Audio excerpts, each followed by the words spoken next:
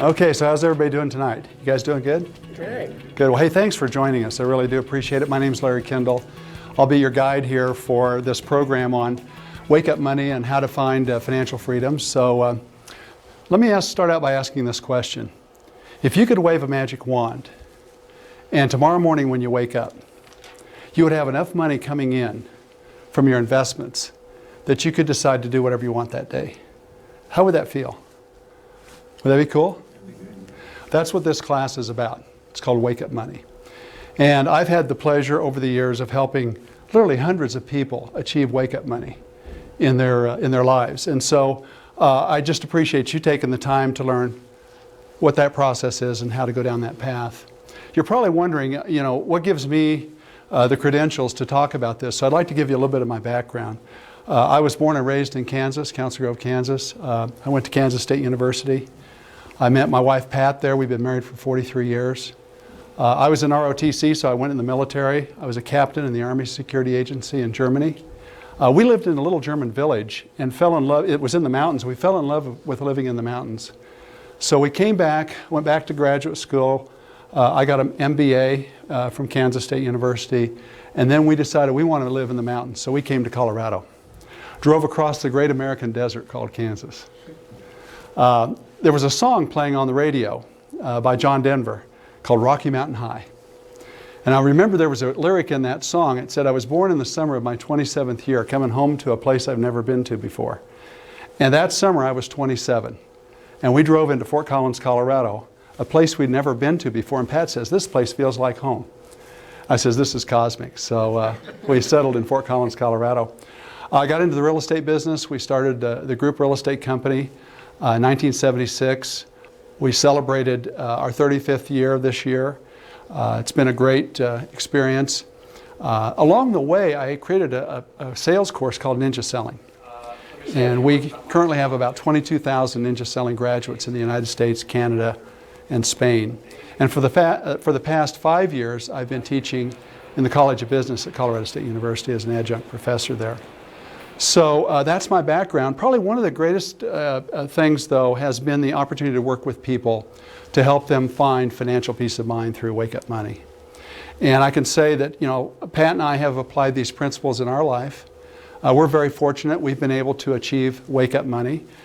We do now what we want to do for fun. It's given us the ability to travel, to support the causes that are important to us, to spend time with our family.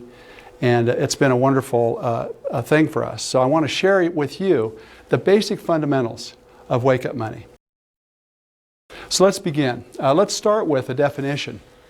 You know, what is Wake Up Money? Well, Wake Up Money is having more than enough money coming in each day by simply waking up. You wake up that day and you can decide, what is it that I want to do today? And what's really amazing about this, and this is a comment that I get from many, many people, is, wow, Larry, that is really simple. I had a young man in a class recently. He's got a PhD in mathematics. About halfway through, he stands up. He just couldn't control himself. He says, Larry, this is so simple. This is so simple. Why don't more people do this? And I said, I don't know. That's why I'm teaching this class. I'm trying to get more people on this path. Let's talk about the outline for the program. We'll start out with some investor basics. Then we're going to ask 3 questions. Why real estate as an investment? Secondly, why here? Why in the particular place that you live or the market that you're in? Real estate is very local. So we'll show you how to decide if that's a good place to invest. And then finally, why now? Is this a good time? And we'll finish up with what we call evergreen investments.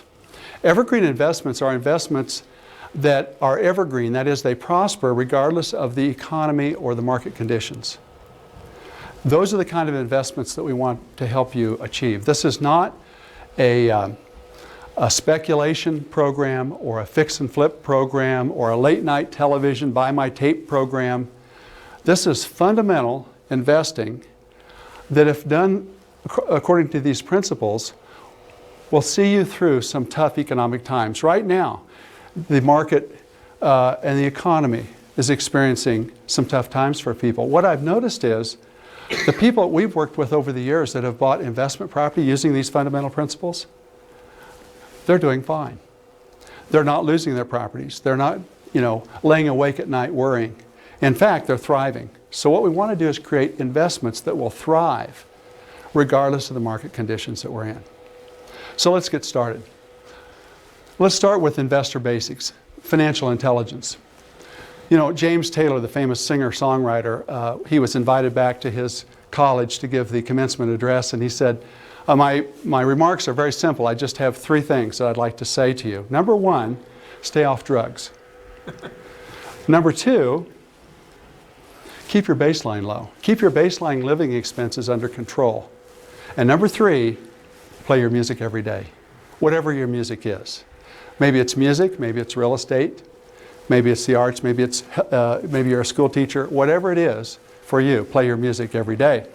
And I've taken his advice and applied it to this simple little chart. And I show this chart to my students at Colorado State University. First of all, when you graduate, go out and get a job. Start generating an income. And you know what? You'll start making more money over your lifetime. You'll make a lot more money when you're 50 than you did when you were 20 or 25. Your income will generally start to rise. When it rises, keep your baseline living expenses under control. Continue to live on the cheap. Live like a student. And take the difference and invest it. What tends to happen, unfortunately, is that people tend to, as their income rises, what happens to their expense line? It starts to bend and starts to go up. And they start tracking along, right along with the income. But here's the challenge. The income doesn't go up at a straight line. It cycles. So there's going to be some ups and downs along the way in your life. The problem is if the expenses have tracked right along with the income line, when the economy cycles or there's a downturn or you get laid off, what happens? We're in trouble. So a good way to look at this is keep your baseline low, invest the difference. So I think it's sound advice from James Taylor. One of my favorite books is this book by Thomas Stanley, Stop Acting Rich and Start Living Like a Real Millionaire. Thomas Stanley was famous for his first book, which was The Millionaire Next Door. Great book, and then I actually enjoyed his second book even better, which was The Millionaire Mind. And this is his latest book, and he says, stop acting rich and start living like a real millionaire. What does he mean by that? Well, what he means by that is that of the really, truly wealthy people that he's studied, yes, their lifestyle is very expensive. They're spending a lot of money on their lifestyle, but you know what? Relative to their wealth and relative to their income, their baseline is relatively low. They are not spending every dollar that they bring in. And I think it's good advice from Dr. Stanley. So let's define wealth. True wealth. We've looked at the illusions of wealth. Let's look at true wealth for a minute. True wealth is income producing net worth. Most people know what their income is because they have to file what? A tax return. If you ask most people, what is your net worth? They can't tell you. They've never calculated. They don't know what their net worth is, but they want to be wealthy. So income producing net worth is one definition of wealth. Another definition is investment income that is substantially greater than your lifestyle expenses. That is true wealth. Money coming in, wake-up money from your investments, not from your personal income, but from investments. Back in the 80s, Robert Kiyosaki, who later wrote Rich Dad, Poor Dad, the whole series of books, he used to live in Colorado. And we used to hang out together, and we would teach together. We taught workshops together. He many times came to our sales meetings. He and Kim lived in Colorado. This was before he was famous. And he's then written a series of books called Rich Dad, Poor Dad. I think those books are very sound. And I would recommend that you consider, if you're looking for something to read, that's a good place to start. Rich Dad, Poor Dad series of books. My favorite book in the series is this book called Cash Flow Quadrant. And the reason I like this one the best is because cash flow is what gives us wake-up money. And it's what we're going to focus on in this particular course. Robert Kiyosaki has some definitions of that probably would drive an accountant nuts as far as his definition of assets and liabilities. He has very simple definitions. An asset is something that what? Puts money in your pocket. Okay? So what do you think a liability is? Something that takes money out of your pocket. Okay? So let's ask this question. What would a second home in the mountains be? Would that be an asset or a liability? According to this definition, it'd be a liability, right? Even though it's real estate, you think real estate is an asset. Okay? How about your personal residence? Liability. Liability. How about a rental property that is cash flowing? Asset. Okay? Do you see the simple difference? A lot of people on this last market cycle over-purchased in their personal residence or in their second homes, thinking that they were building wealth because they thought they were buying what? Assets. When in fact all they were buying was liabilities. Let's look at good debt versus bad debt. Robert's definition of good debt is a good debt is something that finances an asset and somebody else makes the payment. So again, you have that rental property.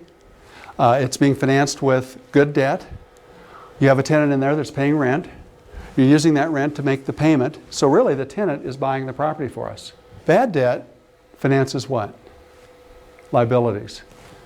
And who makes the payments? We do. You know, I've talked with many people who say, Larry, we have been burned by the economy and we are trying to get out of debt.